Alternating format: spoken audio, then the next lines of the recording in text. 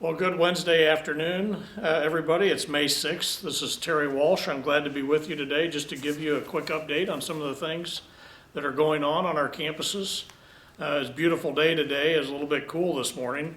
But I do want to acknowledge first that it's Nurses Week and Nurses Day today. It just starts today. So if you see a nurse, if you know a nurse, send them some thank yous and congratulations for all that they do for us. It's also Nursing Home Week beginning today, so Nurses Week and Nursing Home Week.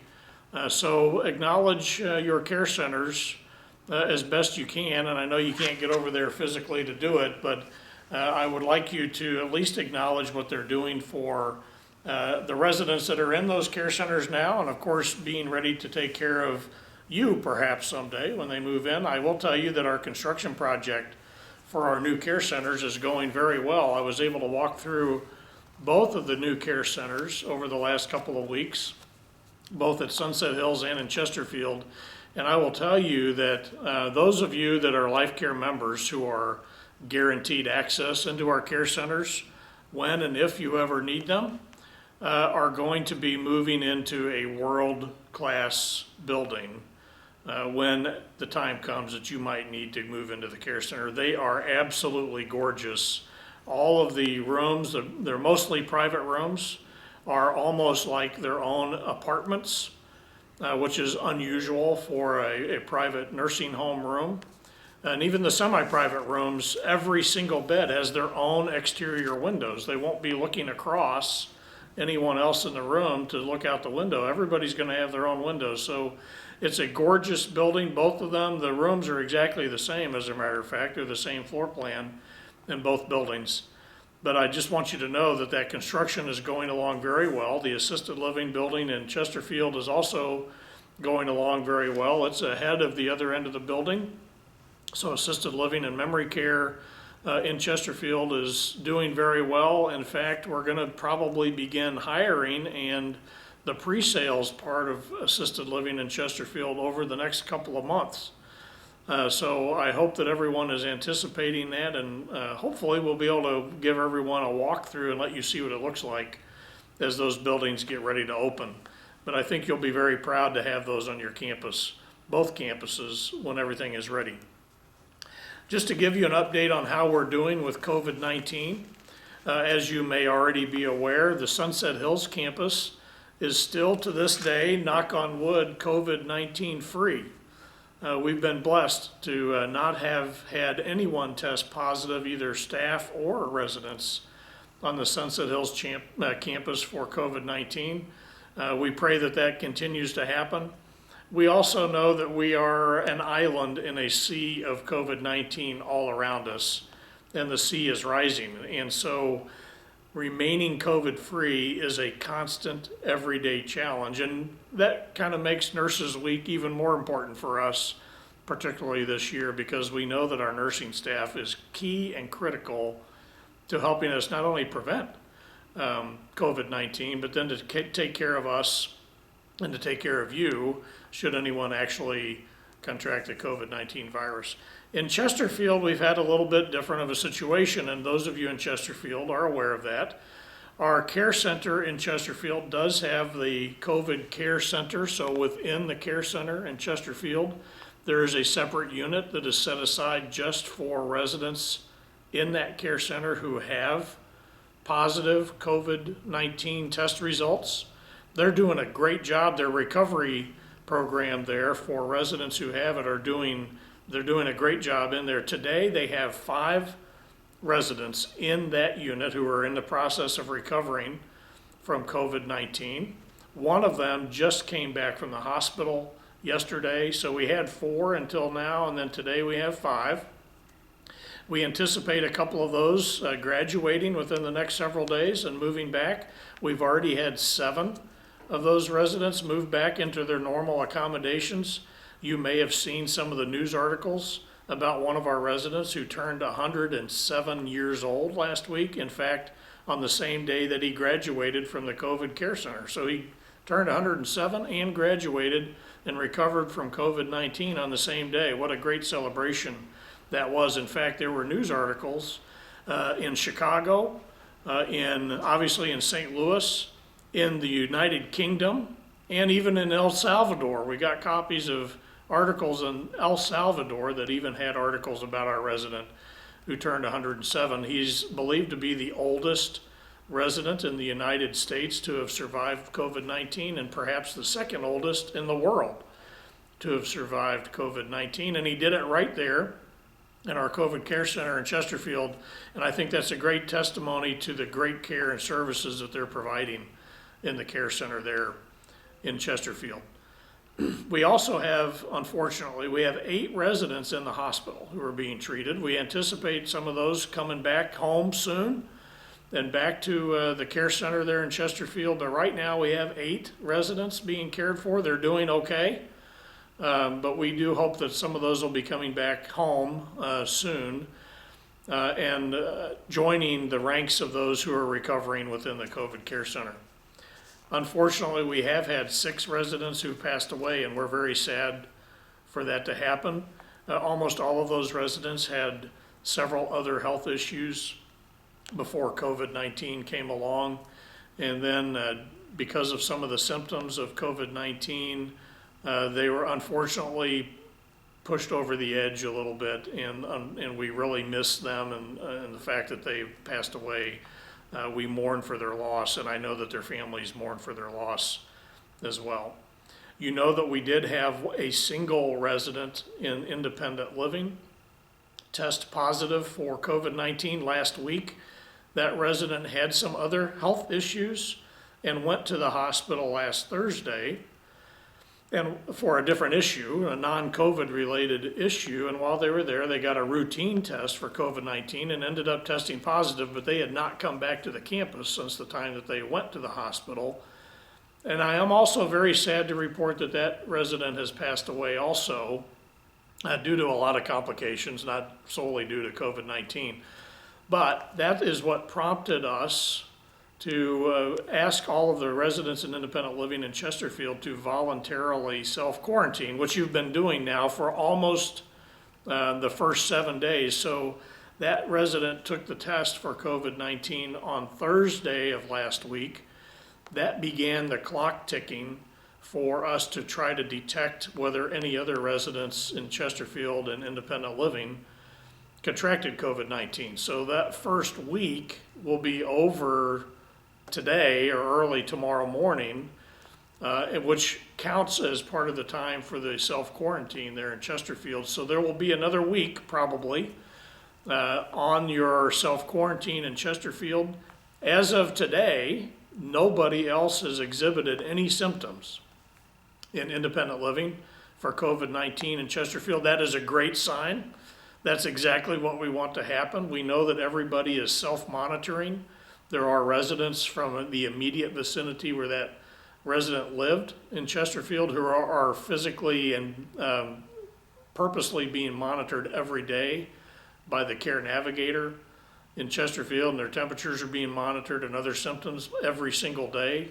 The rest of you are doing so on your own and reporting any symptoms to Michelle Dane if you detect any. And as of now, no other residents have been showing any symptoms, and that's a great sign. Let's hope that that continues for the next week, and then we can release everybody from the self-quarantine as soon as we know that the COVID virus has not spread anywhere else in there. But as of today, things are looking good. I just need to reemphasize that we need all of the residents on both campuses to continue to stick with our no contact policy, with our no visitor policies, with wearing a mask in public places, and maintaining their social distancing from other people. And in some cases, in fact, 90% of you are doing a great job of that on both campuses. 90% of you understand it. You're doing a terrific job of making sure you use hand sanitizer all the time and wearing your mask and maintaining social distancing. 5% of you make mistakes and you forget periodically something, one of those things once in a while, and you rush to try to correct it, but that puts us at risk. And then there are about 5% of you that just aren't very good at it. And that's about the only way I can say it. You leave your mask in your apartment. or you don't scrub in or scrub out with the hand sanitizer, or you get too close to people and you don't maintain your social distancing. And that puts everybody at risk, including the 90% of you that are doing a great job. Because you could innocently be minding your own business and maintaining your social distancing, and then somebody in that 5% group runs up to you because they can't resist, and they give you a big hug, or they get too close to you, or they cough on you. That's why, particularly in Chesterfield, during this period of time, we have asked you to self-quarantine, just to prevent that from happening. It's not because all of you are at risk for carrying it or giving it to someone else. It's because I'm afraid someone might give it to you. And that's what we're trying to prevent.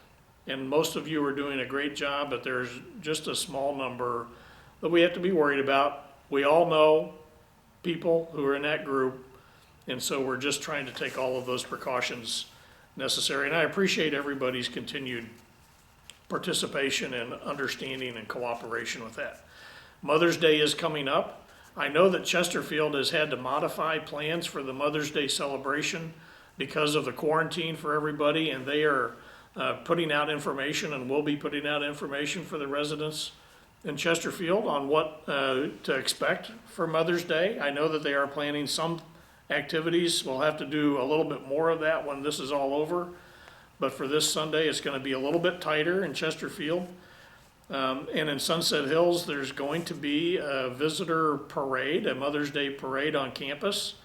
The residents are going to be able to stand outside, social distancing, on the sidewalks around the campus, while families can parade by in their moving cars and not stopping, but being able to honk the horns and yell and wave and blow kisses and show some posters and all those sorts of things, and make a little bit of noise and have some fun. But it's imperative that we still maintain a no contact policy, that residents don't bolt across the street over to the cars and reach in the cars and give everybody a big hug and a kiss and violate the no contact policy. So we have to ask everybody to continue to maintain your vigilance and your protocols in terms of the no contact policy. It's going to be hard to do, but I still think it's going to be fun that you'll be able to wave to your relatives and your families from a distance across the street as they drive by in their cars. We are going to have a lot of staff on hand to help us remember those things and to enforce those non-contact policies, but we do need to have your cooperation in that. But I think it's going to be a fun day to be able to do that. A little bit different plan for Fountain View. Because not everybody can go outside, and the same thing in the care centers. Not every resident can go outside on the sidewalk, so there are different plans for the care center and for Fountain View Assisted Living for Mother's Day, but those administrators will be informing the families about what the plan is for those particular facilities. One of the other things I just want to let you know is we've had employees in the care center in Chesterfield who had contracted the coronavirus. As you know, we've had employees who've tested positive, but one of the great results is of those employees who have contracted the coronavirus, 8 of those employees have recovered and are now back on the job. That's a great news story. None of them ended up having or having serious illnesses. They were able to come back to work, 8 of them, and they're working on the job. And those are the best people we can find right now, because now they're no longer contagious and they can't get the coronavirus anymore. So that they can work within the care center without all of that risk. And they are coming back to work. They could not wait to get back to their duty of taking care of the residents in the care center. I regret that we're not making the progress we want to make to try to get back to zero. We seem to be at a steady state right now. We're graduating people from the program. At the same time, we're adding more. So we're not getting worse, but we're not getting better the way we would like to be. But I anticipate that turning a little bit soon, where our residents will be able to begin graduating faster than they go into the program. Please pray for us, pray for our team in Chesterfield, and for all of our campuses, for all of our employees. They are working very hard to take care of you. and they know that they're taking risk when they do that. They go home, they mingle with their family, they have to go to the grocery stores, they have to grab the handle at the gas station to put gas in their cars, and they're taking risk when they do that, and then coming back to work and then doing it all over again. And so I ask that everybody pray for our staff as they also deal with the stresses of this. It's not just our residents who are dealing with the stress, but our staff is dealing with it as well. So I appreciate your understanding for that. I know a lot of our residents would like to contribute or say a special thanks to our staff monetarily, and there is a way to do that on our website. If you would like to contribute a monetary gift to our staff as a thank you for them, if you go to our website, which is friendshipvillagestl.com, friendshipvillagestl.com, there is on the coronavirus tab, which you can't miss if you get on the website, there's a coronavirus update page. And if you click on that, you will see a donation button, but you will also see our daily updates. I write a daily update that gets posted there, plus the morning video. You may have seen my quick early morning videos just saying good morning to everybody every day. Those are posted there. Lynn Meyer, who is our infection prevention specialist, videos are also there. But then the written update every day is listed there as you scroll through the written part of that particular tab on the coronavirus update page. And it gives a good summary just about every day, usually not on Sunday, but Saturday probably, and on the rest of the weekdays. But a good summary of what's going on the campuses and how we're dealing with it, and every other day or so, some statistics about how many people have had it, how many have recovered, and so on. So I try to keep that up to date for you. I know a lot of families in distant places are reading that every day. I get calls from some every once in a while. So it's important for us to keep that communication up and the updates, because people like to know what's going on. They're concerned about you, we're concerned about you, everybody is. And so I would encourage you to go to the website at friendshipvillagestl.com and click on the coronavirus update tab if you want to remain up to date on a regular basis of what's going on the campus. Again, I appreciate everybody's cooperation and understanding. The no visitor policy is still unpopular with everybody. Nobody likes it. The families don't like it. I don't like it. You don't like it. Nobody likes it. But it's working. We need to continue doing it until we're in the clear. We are on these islands surrounded by coronavirus, and the water is rising, and we have to continue to fight it off. It takes all of us to do that. It takes residents, it takes staff, it takes everybody to continue to fight the virus. And I appreciate everybody's help in doing that. That's all I have today. I'll talk to you again this time next week to give you an update, my weekly update then. But until then, I hope you have a great day and enjoy the spring weather and enjoy your time on our campuses. Thank you.